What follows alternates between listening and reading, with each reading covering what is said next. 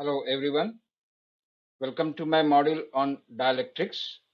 Myself Dr. Vijay Mayekar, Associate Professor in Department of Physics, Ram Naran Ruia, Autonomous College, Mumbai. Today in this module, we are going to discuss about dielectrics and the property of the dielectrics with respect to electrostatics. Let's move on. What is dielectric material? It is basically an electrical insulator material which do not allow electric charges to flow through the material. But when kept in the external electric field, it gets polarized, and this polarization property helps in the storage of electric charges. Here is the Faraday's contribution. By using simple electroscope and parallel plate capacitor, Faraday discovered that capacitance of such a capacitor is increased when an insulator is put between the plates. So what is meant by capacitance property? It is basically to store the charges. Okay, so there is a limitation when we want to store the charges. It is something like analogy with the bucket and you start pouring water inside. When the bucket gets full, right? Okay, up to the brim, then there is no more addition of water allowed inside the bucket. So we say that the capacity of that bucket to store the water get exhausted.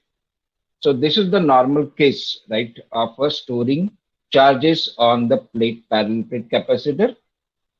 Okay, so there is a capacity of that particular parallel plate capacitor. So it's like a mobile charging when you are charging your cell phone, right? And if your cell phone charged to the 99% or 100%, right? And even if your charging is on, there is no noticeable change in the percentage. You cannot get 110, 120%. We know it very well. Okay. So as soon as 100% is there, we immediately stop the charging.